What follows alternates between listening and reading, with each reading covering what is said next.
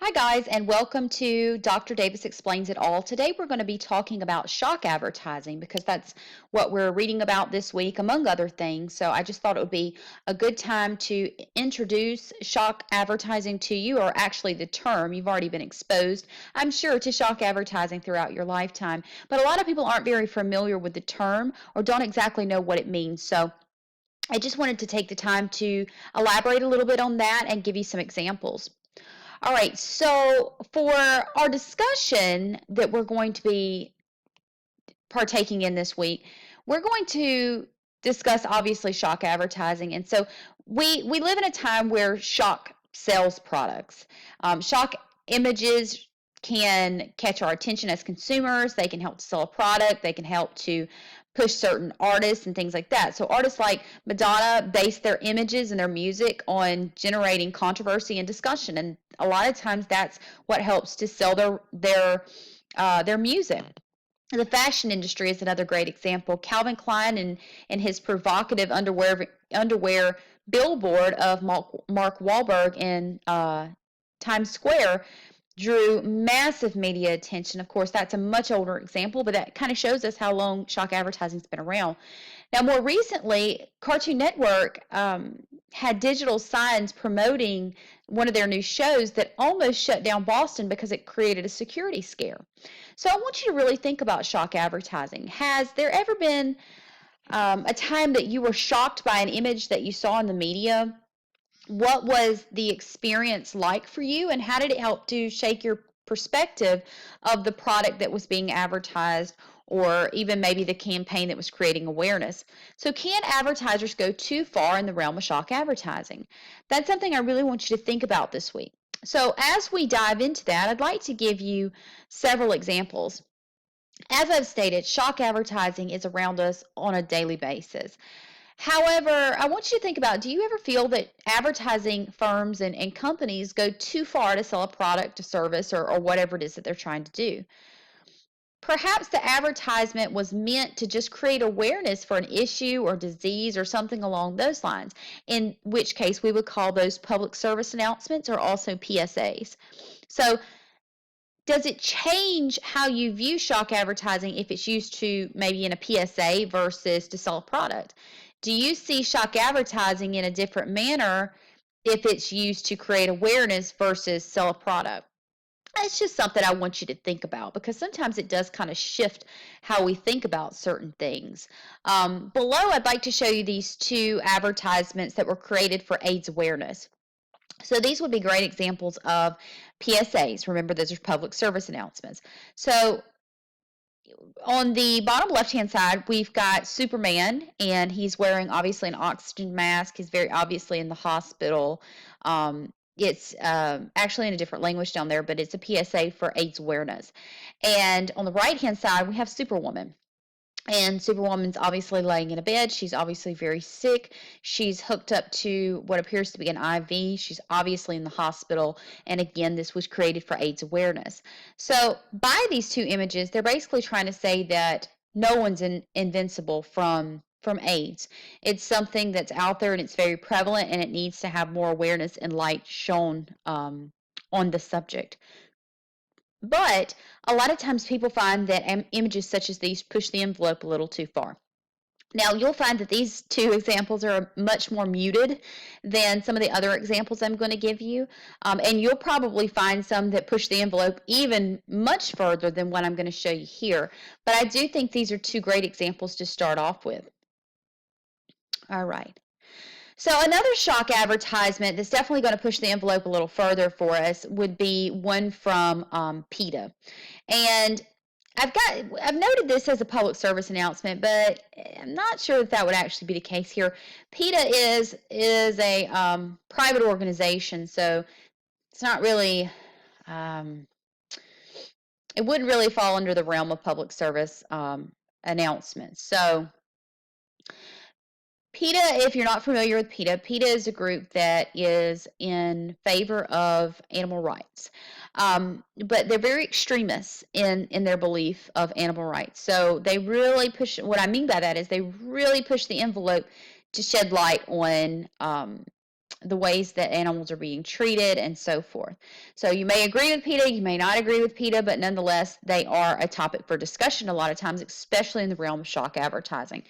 So as you know, probably know at least, PETA has been in the spotlight. They've been criticized, they've been praised, so many different things over the years on the subject of how they create advertisements to help us think about animal rights.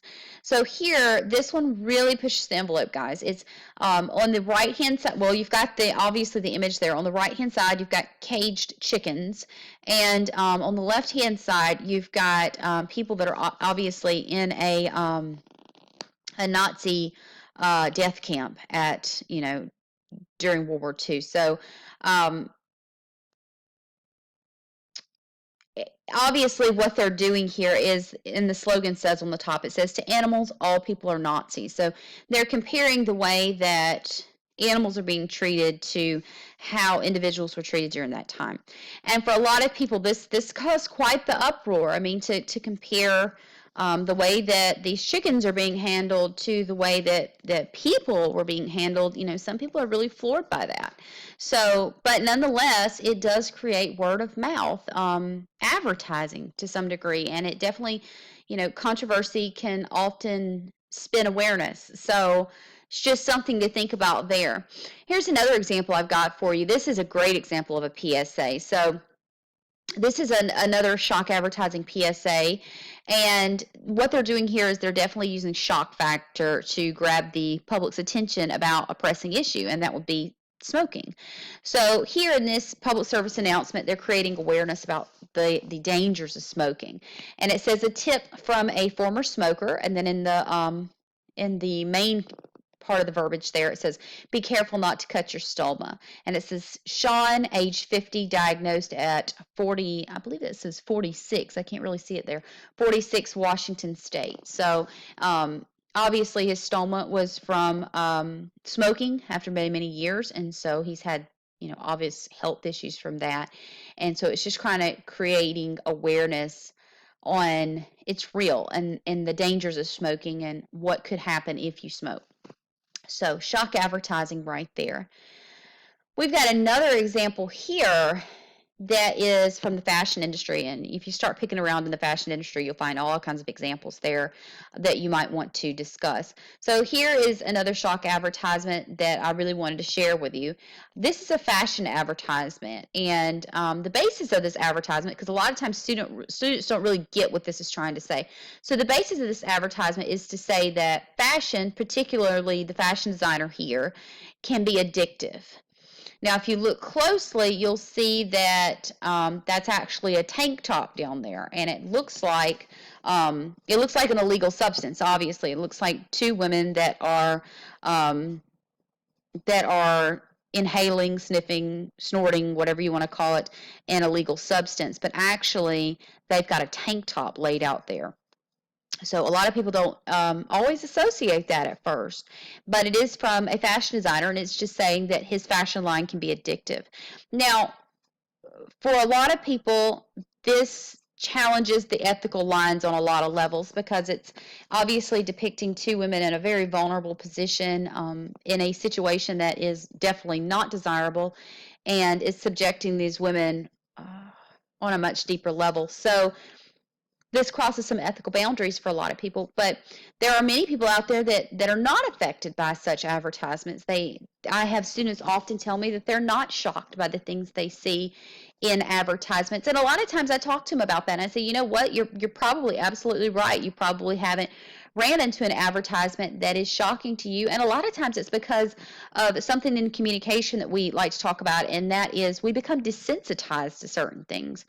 And because we've been overly exposed to things such as shock advertising, we become desensitized to their shock value. It's almost like taking a medication. If you take the medication often, then a lot of times you have to up the medication to have the same kind of effect. You take 2 Tylenol a day for a headache, and you after a while you figure out that your headache's coming back and it's not going away, so you might up it to 3 Tylenol, and you have to have more to create more of an effect. And the same can be said for shock advertising. When we've been exposed to shocking advertising our entire lives, especially with our younger generations, we tend to not be shocked by a little shock factor here and there. And it really takes something almost completely over the top to grab our attention because we're so used to it.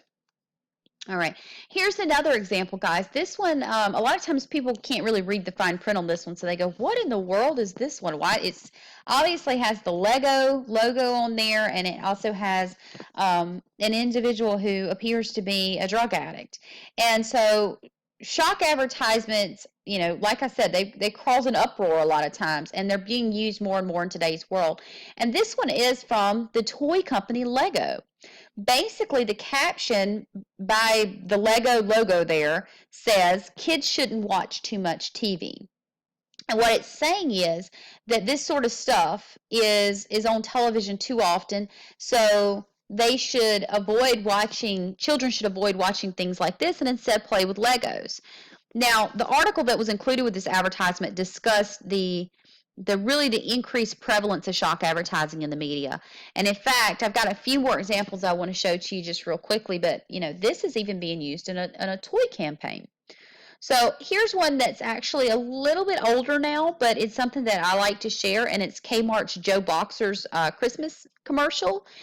You can actually YouTube this or find it on YouTube and watch the commercial if you'd like to. But essentially, it's playing Jingle Bells, and it's men in underwear who are kind of, we'll just put it this way, shaking their booties, playing playing Jingle Bells. So that is it. There's no other words in the commercial. It's just showing men in underwear shaking their booties, playing Jingle Bells. So I'll let you put that together in your mind, what's actually going on there. If you're still not sure, you can, of course, check it out on YouTube.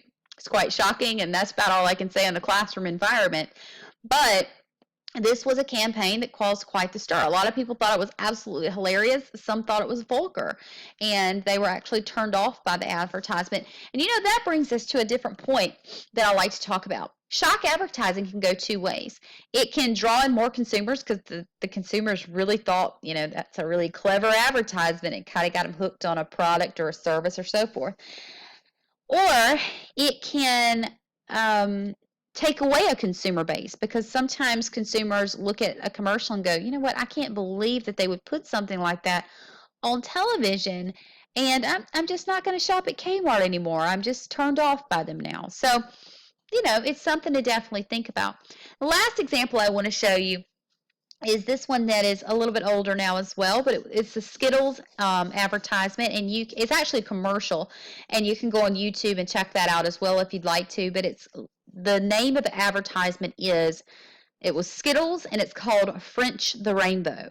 So a lot of people found this advertisement to be quite over the top. It is quite shocking, I will say that. Now, some people, again, weren't shocked by this, and that's fine, and we all have different shock levels. So, but this Skittle advertisement commercial is titled French the Rainbow, and it caused quite the uproar.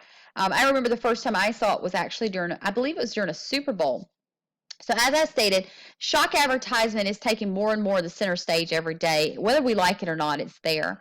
And I'll let you check that out on YouTube as well if you want to. But essentially, it's a boy that has a mouthful of Skittles, and the girl kind of goes up to me, and she's drawn to the Skittles, and she gives him a big French kiss. And it's you know, it was played on television, and it had a lot of backlash there, but I'll let you, of course, draw your own conclusions with it. But, you know, it's a great example of shock advertising.